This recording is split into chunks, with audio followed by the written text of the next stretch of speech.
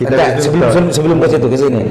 Tapi kalau ada gerakan atau dari teman-teman Balawi, teman-teman dari Balawi atau Duriat untuk melakukan gerakan tes DNA, Gus Hanan sebagai bagian dari anggota dan pengurus harian di sini di Duriat Wali Songo mau menghalangi, mau melarang atau mau gimana? Saya tidak bisa komentar itu. ini lagi agak hangat, jadi takut statement saya kemudian digiring. Gitu. Atau kalau begitu saya saja Gus, sampai setuju nggak dengan saya gitu ya? Nggak usah sampai yang melihat, memperhatikan, mendengarkan dan membaca medsos dan juga di media-media mainstream di Indonesia hari ini mulai ada keterbelahan dari umat Islam gara-gara perdebatan tentang persoalan Dzurriyyah Rasulullah, yang satu berlakop Habib, yang kedua adalah Wali Songo. Ini semua masih sampai detik ini masih belum selesai, dan ada sebetulnya jalan tengah untuk bisa menghentikan ini semua, karena hari ini adalah zaman modern, tidak dulu lagi. Ilmu itu kalau dulu hanya dicatat terus menerus mutawatir istilahnya, itu yang dianggap sahih. Tapi hari ini sudah zaman modern, ada langkah ilmiah yang bisa untuk dijadikan sebuah pedoman keaslian dan sesuatu dengan tes DNA. Lah, kalau dua ilmu ini disatukan, maka insya Allah perdebatannya akan selesai, insya Allah menjadi solusi, Gus. Ini setuju, tidak setuju, atau mokuf. Gimana? Saya kira tes DNA ini untuk keluarga kami saja. Saya tidak berkomentar yang lainnya. Artinya kami ini kan berdasarkan penasaran kan, bener nggak sih kita ini cucu Rasulullah gitu, jangan sampai orang lagi itu salah. Nah kemudian ada sebagian kami memang di kalangan kami, ayo kalau mau tes DNA, jadi bukan berbicara keluar, sekali lagi bukan berbicara keluar. Nah kemudian masalahnya begini Kak, contoh misalkan sekarang ini salah satu dzurriyyah pada Sunan Gunung Jati misalkan gitu ya, kan sekarang ini ada yang mohon maaf sebetulnya mungkin ada penyampaian saya agak kurang berkenan. Tapi harus disampaikan ini juga, salah satu keturunan Sunan Gunung Jati ini kan kalau di manuskrip kami, jadi ini kopinya Kak, jadi Anandini Syekh Tamsi ing Demak Aputra Sunan Cirebon ing Gunung Jati, yaiku aputra Kiai Mas Kanigoro, Kiai Mas Segoropuro, Anandini Kiai Mas Kanigoro aputra Mas Desar Masepo ing bumi Surabaya, aputra Kiai Mas Sahal, Kiai Mas Muzahid, Kiai Mas Tamin, dan selanjutnya. Nah, ini sementara kan sudah ditetapkan oleh Robito Alawiyah sebagai marga Besyaibah. Salahnya tes DNA itu bukan untuk, ya seperti yang saya katakan, bukan untuk luar, karena penasaran kami begini ya. Dan hikmah dari tes DNA ini bukan hanya tentang keturunan nasab ya, bukan, tetapi juga migrasi ya nanti. Migrasi. Jadi nanti kalau sudah tes DNA ini kita bisa ketahuan nih dari leluhur kita dari mana. Nabi Adam biasanya dari Afrika ya. Terus dari mana-mana sampai ke Nusantara ini lewat jalur mana saja begitu. Oh, migrasi gen itu ya? Iya. Migrasi itu terbaca. Iya, tergantung dari tes DNA-nya. Apakah dia tes DNA yang murah apa yang mahal? Oh, betul. Nah, kalau yang mahal maksudnya yang sempurna, yang sempurna itu terbaca semua, Gus. Semuanya, migrasinya terbaca, kemudian kode SNP-nya, kode-kodenya lengkap semuanya. Autosomalnya juga lengkap begitu ya. Itu istilah ya, begitu ya. Kalau pakai istilah saya, jadi migrasi gen itu nyeper ke Mekah dulu, apa nyeper ke India, apa nyeper ke China dia, baru ke Indonesia itu. Jadi kan kita selama ini kan, apakah ini Adomathon? Kalau Adomathon berarti harus melewati Yaman. Jadi ingin mengkomparasikan itu. Oh ya, itu tergambar beda. Jadi kalau pakai tes DNA yang mahal gitu, yang mahal. Ini kalau orang sekarang berkawar jadi Habib, kalau tidak ada migrasi gennya dari Yaman, berarti ini diragukan. Bukan kan? Berarti kalau bukan dari Yaman, berarti kita bukan Adomathon. Bukan Adomathon gitu ya. Karena kalau Adomathon kan pasti harus dari Yaman. Maksud saya gini Gus, dengan tes DNA ini orang-orang yang selama ini menganggap dirinya adalah keturunan dari Balawi gitu ya, ketika Balawi kan Yaman.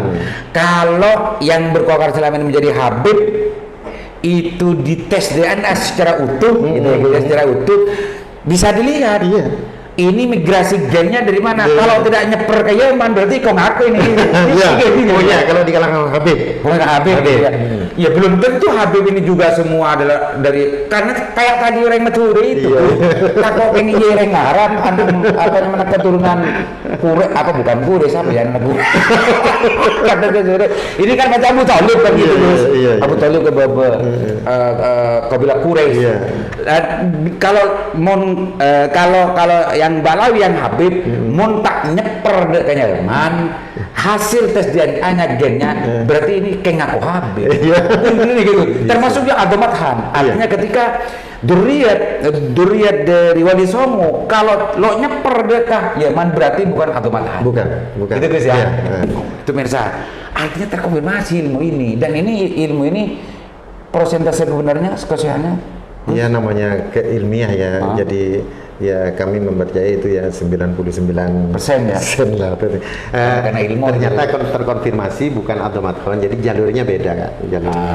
Tetapi jangan kemudian kalau bukan Adomathan bukan keturunan Rasulullah, jangan sampai begitu ya. Oh, ini jalurnya beda. Nah, gitu. Ini kita kan sekarang ini kan bicara terkait dengan urusan ilmu DNA, Gus.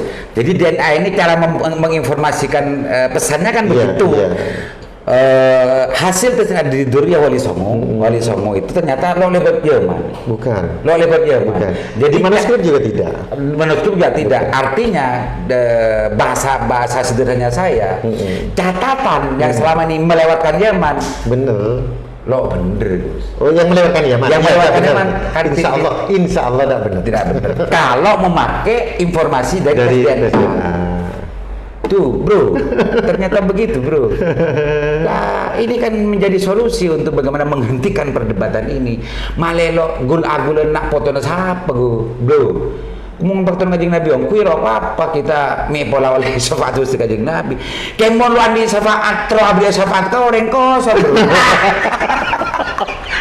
Tapi yang penting begini kan, kalau misalkan ada orang yang mengaku Habib kemudian kita cinta, kan itu tidak berpengaruh kepada agama gitu ya. Oh iya. Jadi kalau sebatas misalkan husnudzon nih cinta, oh ini yang mengaku Habib kita percaya, itu tidak berkaitan dengan agama. Tetapi kita harus menjadi orang yang objektif gitu ya, di dalam mengikuti benar tidak harus disaring benar dengan hukum agama. Iya gitu. Jadi sebetulnya kalau secara umum Rasulullah itu mewariskan bukan kepada Habib. Kesimpulan saya saya, Rasulullah itu apa gini hadis saya sudah lama nggak jadi ustaz soalnya. Al ulama warasatul anbiya kan gitu Gus. Apa namanya yang diwariskan Rasulullah anbiya itu nabi itu. Jadi bukan Habib. Jadi Rasulullah bukan Wali Songo juga kan gitu kan. Jadi Rasulullah sallallahu alaihi wasallam itu di dalam misi keislaman beliau, menyebarkan agama Islam beliau itu mewariskan kepada ulama. Ya, Gus. Ulama ini bisa Habib, bisa Duriyah Wali Songo, juga bisa bukan. Bisa bukan. Nah ini bebas siapa saja berhak. Selama dia mempunyai keilmuan yang luar biasa, ya harus diikuti. Itu pewaris Nabi. Sementara keturunan Wali Songo atau misalkan habaib, ini kan hanya mewarisi genetika. Kalau bicara dalam konteks pribadinya Rasulullah. Kalau berbicara dalam konteks sisi ini, perspektif dari sisi ini, Gus, ternyata yang meributkan bahkan menggunakan lakop Habib atau Duriyah Rasulullah Ekebegul Agul banyak lo beceng. Keliru Kak. Jadi saya tidak berbicara Habib lah. Misalkan. Misalkan saya nih Duriyah misalkan. Saya ini kan belum tentu pewaris Nabi. Ya, kalau saya tidak mempunyai kapasitas keilmuan. Jadi saya hanya mewarisi pribadinya Rasulullah. Tetapi saya tidak mewarisi estafet perjuangan dakwah Rasulullah sallallahu alaihi wasallam. Jadi beliau untuk mewarisi Rasulullah tidak ada nasab. Jadi siapapun bisa begitu ya. Jadi di Indonesia sekarang ini kan saya pemirsa hari ini kan sedang ramai urusan para ini bani ini.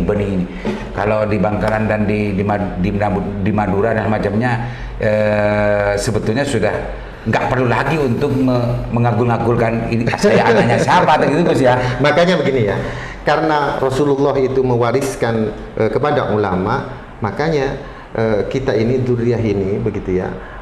ketika berbicara Rasulullah di dalam masalah konteks agama, misalkan berdakwah, tidak boleh mengatakan Rasulullah sallallahu alaihi wasallam sebagai datuknya. Nggak boleh. Kita ini harus mendudukkan Rasulullah ini lebih kepada bukan kepada personalnya sebagai yang kita, tetapi lebih kepada beliau adalah utusan Allah, sehingga semuanya sama di hadapan beliau, mau itu anak cucunya, mau itu bukan, semuanya sama umat Rasulullah. Jadi keturunan Wali Songo itu lebih memilih sebagai umat daripada anak cucunya, begitu ya, memposisikan dirinya sebagai umat. Ini menarik. Dan mudah-mudahan eki-eki bioreng mature dan sebagainya. Apa yang disampaikan Gus Hanan ini amfirahnya kan Rasulullah kalau Ustaz.